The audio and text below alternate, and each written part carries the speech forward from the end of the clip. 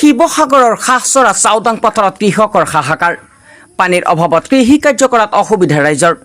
জলসিঞ্চনৰ ব্যৱস্থা আছে যদিও কাৰ্যক্ষম নহয় ১ নং গভীৰ নলীনাদ প্ৰকল্প এই জলসিঞ্চনৰ পানী ওলোৱা স্থান দখল কৰিছে গছ হাবি বনে লগতে খাছৰাৰ প্ৰতিটো প্ৰকল্পত নাই পানীৰ ব্যৱস্থা আছে গুৰু নাবাই খাল তেনে গুৰু নথকাই ভাল এই অসমীয়া বাক্যশাৰী আখৰে আখৰে প্ৰতিফলিত হৈছে শিৱসাগৰ খাছৰাত খাছৰা চাওদাং পথাৰত পানী নাই শাওন মাহ সমাগত যি সময়ত কৃষক ব্যস্ত হৈ পৰে কৃষি কাৰ্যত সেই পথাৰ আজি কৃষক শূন্য হৈ পৰা পৰিলক্ষিত হৈছে শিৱসাগৰ জলসঞ্চন বিভাগৰ ফালৰ পৰা বহুকেইটা গভীৰ নলীনাদ ব্যৱস্থা পূৰ্বে গ্ৰহণ কৰিছিল যদিও আজি বৰ্তমান এলাগী হৈ পৰি থকা দেখা পোৱা গৈছে পানী ওলোৱা স্থানত হাবি বন গছৰ অৱস্থিতি পৰিলক্ষিত হৈছে বৰ্তমান সময়ত ৰাজ্যৰ বিয়াগুম জলসিঞ্চন বিভাগে কেতিয়াকৈ ৰাজ্যক খেতিপথাৰত পানীৰ যোগান ধৰিব নে এনেকৈ খেতিৰ মাটি চন পৰি ৰব পৰৱৰ্তী সময়ত লক্ষণীয় হ'ব হয় আপুনি যেটো কথা আমাক প্ৰশ্ন কৰিছে যে কি পথাৰত পানী নাই প্ৰকৃততে নাই যেহেতু জলসিঞ্চন বিভাগৰ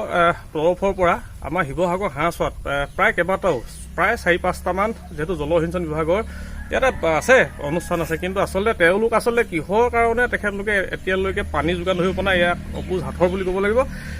খেতি পথাৰত আপোনাৰ এতিয়া শাওন মাহলৈ বৰ বেছি সময় নাই যেহেতু মই এজন সংবাদকৰ্মী তথাপিতো মোৰ যদি মই জাপিটো খুলি দিছোঁ আপোনালোকে মোক চিনি পাইছে নিশ্চয় ময়ো এজন কৃষক হয় কৃষক হৈও মই আজি পথাৰত যেতিয়া গৈছোঁ তেতিয়া মই দেখা পাইছোঁ কি খেতিপথাৰত যিহেতু পানী নাই পানীৰ অভাৱ সেই পানীৰ অভাৱটো আচলতে পূৰণ কৰিবৰ বাবে যি জলসিঞ্চন বিভাগ আছে জলসিঞ্চন বিভাগৰ তৰফৰ পৰা কোনো ধৰণৰ ব্যৱস্থা গ্ৰহণ কৰা নাই এটা কথা ক'ব লাগিব যিহেতু আমাৰ শিৱসাগৰ জিলাৰ যিজন বিধায়ক অখিল গগৈ ডাঙৰীয়া এজন কৃষক নেতা বুলিয়ে ক'ব লাগিব কৃষক নেতাজনে আচলতে বৰ্তমান সময়ত যি এই কৃষি কাৰ্য কৰাত যিসমূহ কৃষক আছে কৃষকসকলক যাতে কেতিয়াকৈ ন্যায় দিব আচলতে পানীৰ অভাৱত যিহেতু বৰ্তমান সময়ত এজন কৃষি কাৰ্য কৰিবলৈ পৰা নাই বুলি ক'ব লাগিব ৰাতিপুৱাৰ পৰা মই ৬টা বজাতে মই যিহেতু পথাৰত গৈছোঁ যে কি আমাৰ যিখিনি কাম আছে পথাৰত সেই পথাৰৰ কামখিনি কৰাত আমি সঁচাই অসুবিধাৰ সন্মুখীন হৈছোঁ এই যি নলীনাদ যিটো আমাৰ চাওদাং পথাৰ আছে চাওদাং পথাৰত যিটো দেখা পোৱা গৈছে যিসমূহ পানী ওলোৱা যিসমূহ ঠাবুল আছে ঠাবুলসমূহ বৰ্তমান হাবি গছ বনেৰে আগুৰি আছে এইসমূহ আচলতে পানী ওলোৱা হ'লে নিশ্চয় চাফ চিকুণ হৈ থাকিলেহেঁতেন কিন্তু বৰ্তমান সময়ত এই জলসিঞ্চন বিয়াগুম যিটো ৰাজ্যৰ যিটো জলসিঞ্চন বিভাগ আছে জলসিঞ্চন বিভাগৰ যিসমূহ কৰ্মচাৰী আছে কৰ্মচাৰীসকলে ইয়াৰ পৰা দৰমহা খাই আছে কিন্তু সেই দৰমহা খাইছেহে হয় তেখেতলোকে আজিলৈকে তেখেতলোকে পানী দিবলৈ যেন সক্ষম নহ'ল আচলতে মই এটা কথাই ক'ব বিচাৰিম যে কি যিহেতু এই জলসিঞ্চন বিভাগৰ যিসমূহ বৰমূৰীয়া আছে এজন মন্ত্ৰী আছে তেখেতৰ দৃষ্টিগোচৰ হওক আৰু এই যি আমাৰ যি কৃষকসকলে যি খেতিৰ বাবে এই খেতিৰ যিটো উপযোগী সময় বুলি ক'ব লাগিব এই শাওন মাহ অহা কালিলৈ পৰহিলৈ সমাগত কিন্তু এতিয়া যদি এনেকৈ যদি কৃষকৰ যদি মূৰৰ ঘাম মাটিত পেলাই যিসমূহ কৃষি কাৰ্য কৰিলে তাত যদি এতিয়া বৰ্তমান যদি কঠীয়া যদি ৰুব নোৱাৰে তেনেহ'লে এই যে পথাৰখন যে চন পৰি ৰ'ব এইটো একদম সম্পূৰ্ণ সত্য কথা আৰু লগতে আৰু এটা কথা ক'ব বিচাৰিম যে কি অলপ আগত আমি দেখা পাই আহিছিলোঁ যে কি মণিপুৰী গাঁৱৰ সমীপত যিহেতু এখন নাও বুলি ক'ব লাগিব জলসিঞ্চন বিভাগৰ তাতে পৰিত্যক্ত অৱস্থাত আছে সেইখনো মামৰে ধৰিলে সেইবিলাক দেখা নাপায় কিন্তু এইবিলাক যিসমূহ কৃষি পথাৰ আছে সেই কৃষি পথাৰত যাতে পানী যোগান ধৰে সেয়াই মই আহ্বান জনালোঁ আপোনালোকৰ এই বৰ্তমান পথাৰত কি অৱস্থা কেনেকুৱা আমাৰ পথাৰত পানী নাই বৰ্তমান জলসিঞ্চন ব্যৱস্থা আছে কিন্তু পানী নোলায় মানে যোৱা বছৰ বেয়া হ'ল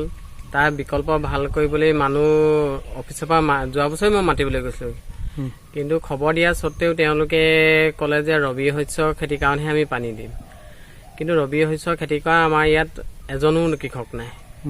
গতিকে মই ক'লোঁ আমাক অতি সোনকালে পানীৰ ব্যৱস্থাটোহে লাগে ধান খেতিৰ কাৰণে ধান খেতিটো আমাৰ প্ৰধান ন তাৰপৰা আজিলৈকেও ক'তা দেখা দেখিয়ে নাই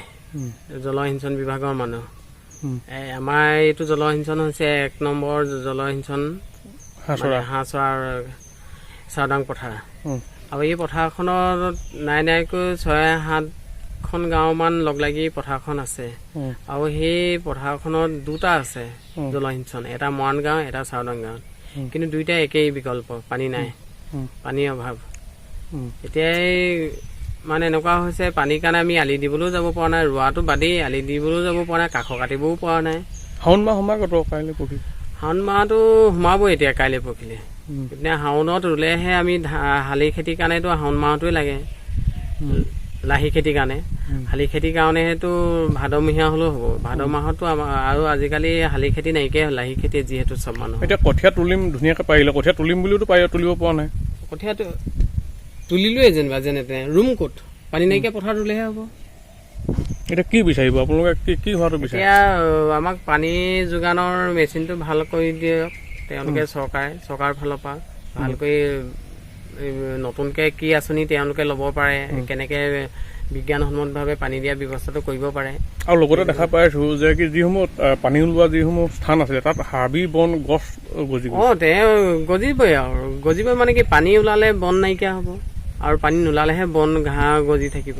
পানী আজি 2 বছৰমানৰ পৰা পানী ওলোৱাই নাই। ইয়াতো এটা কৰ্মচাৰী আছে, কৰ্মচাৰীটো দৰমহা লৈ আছে বা ইয়াৰ মেৰামতিৰ কাৰণেওতো চৰকাৰে টকা এটা দি থাকে, নিশ্চয় দিবই। প্ৰত্যেকখন স্কুলৰ কাৰণে যদি মেৰামতিৰ কাৰণে টকা আহে প্ৰত্যেক বছৰে, ইয়াৰ কাৰণেতো আহিব প্ৰত্যেক বছৰে মেৰামতিৰ কাৰণে। সেই টকাবোৰ গৈছে কি চৰকাৰলৈ কি অনুৰোধ জনাব? চৰকাৰলৈ অনুৰোধ মানে মেৰামতি কৰি কৃষকৰ সপোনবিলাক হাঁহি বিৰিঙাবলৈ চেষ্টা কৰক, কৃষকে যেনেকৈ বিচাৰিছে। আৰু যিহেতু আমাৰ শিৱসাগৰ জিলাখনেই কৃষক মুক্তি সংগ্ৰামৰ পৰা বিধায়ক হৈছে, আৰু সেই বিধায়কজনেও এইখিনি চাওক যে কৃষকৰ অৱস্থা কি হৈছে, পথাৰত পানী আছে নাই। নাঙল পাৰ্টি এনেই নহ'ব, এনেই চিঞৰ বাখৰ কৰি বিধায়ক হ'লেই নহ'ব নহয়। কৃষক মুক্তি সংগ্ৰামৰ ফালৰ পৰা কৃষকৰ মেইন অভাৱবিলাক পূৰণ কৰিবলৈ চেষ্টা কৰিব লাগিব। আৰু যিহেতু কৃষি প্ৰধান, যিহেতু অসমে হওক ভাৰতে হওক কৃষি প্ৰধান দেশ বা ৰাজ্য, আৰু তেওঁলোকে এটা গুৰুত্ব দিব লাগে আৰু ধুনীয়াছে। এটা সৰু হওক, কোনোবাই এপোৱা খেতি কৰিছে, কোনোবাই 10 পোৱা খেতি কৰিছে। 10 পোৱা খেতিজনকো সমানে চকুৰে যি ধৰণে মানে চৰকাৰে চাই, এপোৱা খেতি কৰাজনকো সেই একে দৃষ্টিৰে চাব লাগিব। এপোৱা খেতি কৰাটো পানীৰ অভাৱ বা 10 পোৱা খেতি কৰাজনো কৃষকৰো পানীৰ অভাৱ। যিহেতু